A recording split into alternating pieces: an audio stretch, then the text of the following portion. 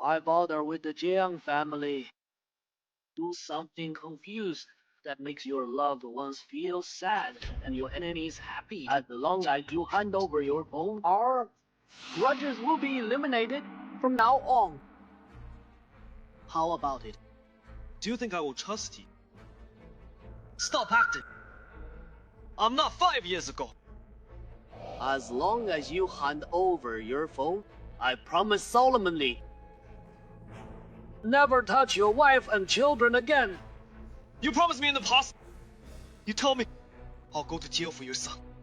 You let my wife and children go.